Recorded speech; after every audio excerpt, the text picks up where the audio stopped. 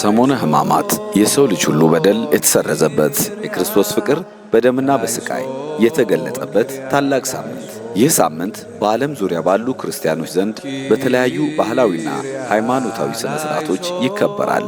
ዛሬ በኬቢ ግሎባል ኢንፎ የፊሊፒንስና የኢትዮጵያውያን እጅግ አስገራሚና ለየት ያሉ የሕማማት ሳምንት አከባበሮች እናነጻጽራለን። እስከ ፕሮግራሙ ፍጻሜ አብራችሁን ቆዩ። ከደቡብ ምስራቅ እስያዋ ሀገር ፊሊፒንስ እንጀምራለን።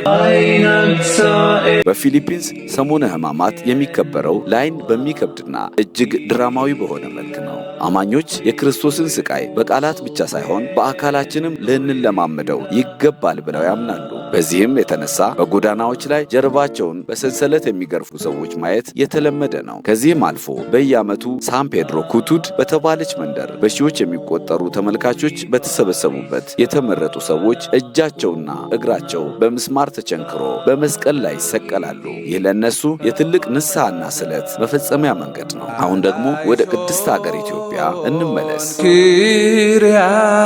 በኢትዮጵያ ሰሞነ ሕማማት የሚከበረው በታላቅ ዝምታ በጾምና በጸሎት ነው። እዚህ ጋር ስቃዩ የሚገለጸው ደም በማፍሰስ ሳይሆን ስጋን ለነፍስ በማስገዛት ነው። ከፀሐይ መውጫ እስከ ፀሐይ መግቢያ ምዕመናኑ ይሰግዳሉ። በተለይም አክፍሎት ተብሎ የሚጠራው ከጸሎተ ሐሙስ ጀምሮ እስከ ትንሣኤ ሌሊት ድረስ ለ3 ቀናት ያህል ምንም አይነት ምግብና ውሃ ሳይቀምሱ የሚጾመው ጾም የኢትዮጵያውያንን ጥልቅ መንፈሳዊ ጥንካሬ ማሳያ ተደርጎ ይወሰዳል። በኢትዮጵያ ሰሞነ ሕማማት የሚከበረው በታላቅ ዝምታ በጾምና በጸሎት ነው። ነገር ግን የኢትዮጵያውያን ተጋድሎ በስግደት ብቻ አይወሰንም።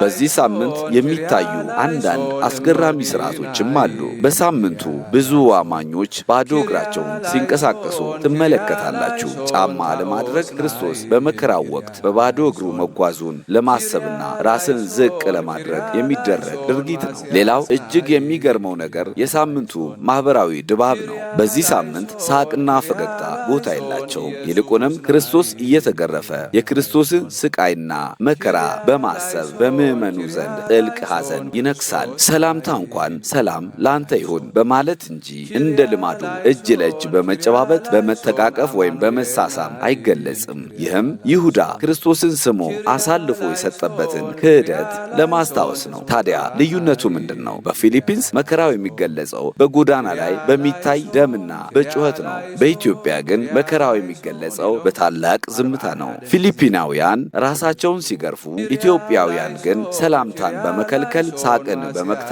ጫማን በማውለቅ መላው ሕይወታቸውን ወደ ሐዘንና ወደ ጸሎት በመቀየር ነው። የፊሊፒንስ አከባበር የክርስቶስን ስቃይ ለዓለም ማሳየት ላይ ያተኩራል። የኢትዮጵያውያን ግን በሕይወት ዘይቤ የሚገለጽ ጥልቅ መንፈሳዊ ጉዞ ነው። ፊሊፒናውያን ደማቸውን ሲያፈሱ፣ ኢትዮጵያውያን ደግሞ ጉልበታቸው እስኪዘል ድረስ በመስገድና በመራብ ከክርስቶስ ጋር ይሳተፋሉ። ሁለቱም ሀገራት የሚለያዩ ቢመስሉም መነሻቸው ግን አንድ ነው፤ የክርስቶስን ውለታ ማሰብና በስቃይ ውስጥ ተካፋይ መሆን። ሳምንቱ የሰላምና የፍቅር ያደርገልን። ቸር ሰንብቱ።